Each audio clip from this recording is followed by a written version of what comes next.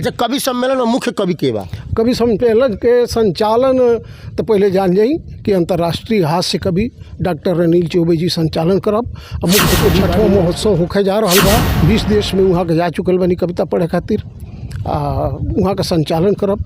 वहाँ के अपनी माई भाषा से इतना प्रेम बा कि वहाँ का एक प्रशासन से परमिशन ले लिहल बा, उसको ले लिहल बा, प्रशासन के जानकारी में बा कितना बड़ा आयोजन। आप देख रहे हैं सशक्त टाइम्स और मैं हूं वीरेंद्र रावत। अभी भी सशक्त टाइम्स की टीम पहुंच चुकी है जो है गोपालगंज जिला के अमही मिसिर में और भोजपुरी धाम कहे जाने वाले अमही मिसिर में, और हम पहुंच चुके हैं उस जगह पे जहां हर साल जो है बड़े पैमाने पे एक बड़ा महोत्सव का आयोजन किया जाता है, जिसमें भोजपुरी जगत के बड़े बड़े दिग्गज कलाकार और बड़े बड़े भोजपुरी के धरोहर यहाँ जो है कि भोजपुरी साहित्य से लेकर और भोजपुरी दुनिया की हर वो कवि कला को प्रदर्शित करते हैं। ऐसा यहाँ महोत्सव मनाया जाता है। हमारे साथ जुड़ चुके हैं सुभाष पांडे जी, जो संगीत के दुनिया से बहुत ताल्लुक रखते हैं और बहुत बड़े संगीतकार भी हैं। मैं इनसे बात करूंगा। नमस्कार।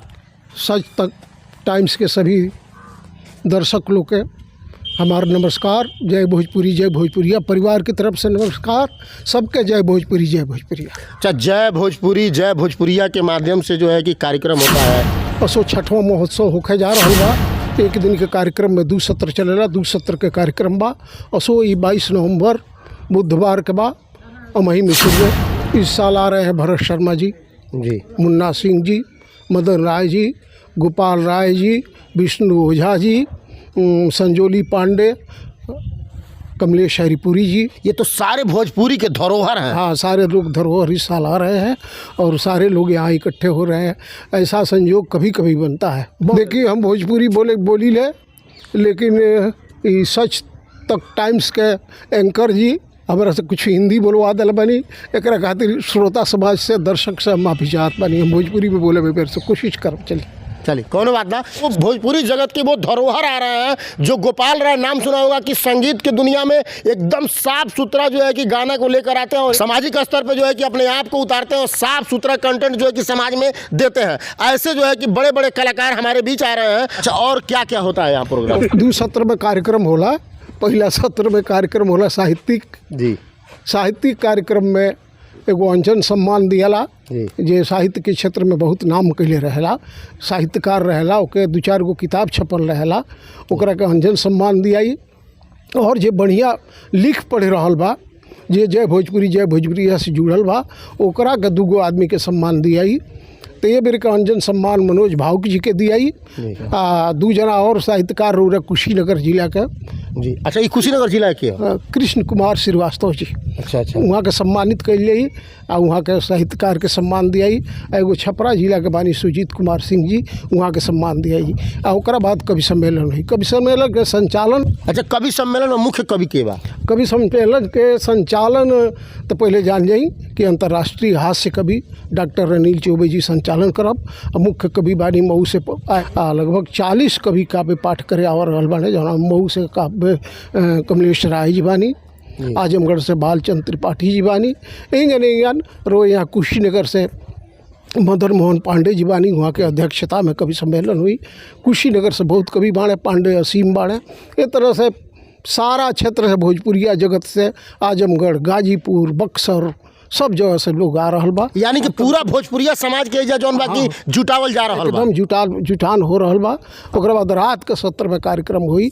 जौन रात के अच्छा, भीड़ कितना होत हुई जा? भीड़ बहुत ज़्यादा होला, बहुत ज़्यादा होला। अनगिनत लोग रहेला। अच्छा, रात के सत्र में अनगिनत। अच्छा, इतना भीड़ होला तो ओकर व्यवस्था माने प्रोटेक्शन के का, सुरक्षा का व्यवस्था? कोनो प्रोटेक्शन के, सारा लोग भोजपुरिया अनुशासित हों। भोजपुरिया अपने आप में अनुशासित हों। एक बार कह दिए कि हेजू खड़ा रही, ओजू सब खड़ा रही। सब लोग व्यवस्था करेला। प्रशासन, ओजू के प्रशासन भी हमनी के मदद करेला, हर साल मदद करेला। ये क्षेत्र की जनता से हम ये कहब कि ऐसे कार्यक्रम, इतना बढ़िया साहित्यिक सांस्कृतिक कार्यक्रम कबो हो पावेला, हमेशा ना हो पाई। जय भोजपुरिया के यशस्वी अध्यक्ष उद्योगपति सतीश कुमार त्रिपाठी जी, जरा अपन माई भाषा के प्रति इतना प्रेम बा, जे साल में एक बेर ऐसा आयोजन करा देता तो लोग आके वो आयोजन के सुनी, देखी, फ़ायदा उठाई। आई लोग ये कार्यक्रम का आनंद ले लोगे। आ भोजपुरी की बढ़ंती में अपनों डेग से डेग मिलाई लोगे, भोजपुरी के विकास में सहयोग करी लोगे। लोग खाली दैहिक सहयोग करे के बाद, देह से सहयोग करे के बाद। अच्छा, एक जब भोजपुरी समाज के लोग एजा जौन बाजे कि लोकल के 10-20-50 गांव के लोग जौन होला उ कितना मदद करेला? बहुत बहुत मदद करेला। अगर जनता के मदद ना रहे, सहयोग ना रहे, जनता के एक कार्यक्रम के प्रति अनुराग ना रहे तो कार्यक्रम सफलता ना हुई। जी बिल्कुल, कहीं ना कहीं जनता का सपोर्ट चाहिए। जनता के बहुत सपोर्ट मिलेला। बहुत लोग तन मन से लागल रहेला। धन के तो कोनो गरज नहीं है। जय भोजपुरिया का धन के कोनो आवश्यकता नहीं है। धन के व्यवस्था जी करे वाला बा वो करेला। सतीश कुमार त्रिपाठी जी करी ले। हर वो जी आवे वाला के इज्जत करी। वो जो चुन्नू बाबा बानी सतीश कुमार त्रिपाठी के भाई जिया का केहू गाइल ओकरा के पानी पिए के व्यवस्था, ओकरा के रहे के व्यवस्था, ओकरा के खाए के व्यवस्था, ओकरा के सुते के व्यवस्था, खानों के व्यवस्था होला, सारा व्यवस्था जितना लोग आई ओकरा खाना के व्यवस्था बा, रहे के व्यवस्था बा, सुते बैठे के पानी पिए के सब के। यानी कि रहने खाने सोने उठने बैठने सारा व्यवस्था, सारी व्यवस्था और सब फ्री। जय भोजपुरी जय भोजपुरिया एक संस्था है। इस संस्था के माध्यम से 22 नवंबर को जो है कि अमही मिसिर में बड़े पैमाने पे ये कार्यक्रम हो रहा है और बहुत बड़ा महोत्सव कराया जा रहा है। इस महोत्सव में अगर हमारे चैनल पे आप देख रहे हैं तो इस महोत्सव में आपको खाने से लेके, पीने से लेके, घूमने से लेके हर वो चीज़ का व्यवस्था टोटल फ्री है। कहीं कोई पैसा नहीं लगेगा, कहीं कोई टिकट नहीं लगेगा। आप यहाँ आके बड़े बड़े कलाकारों का लुत्फ उठा सकते हैं।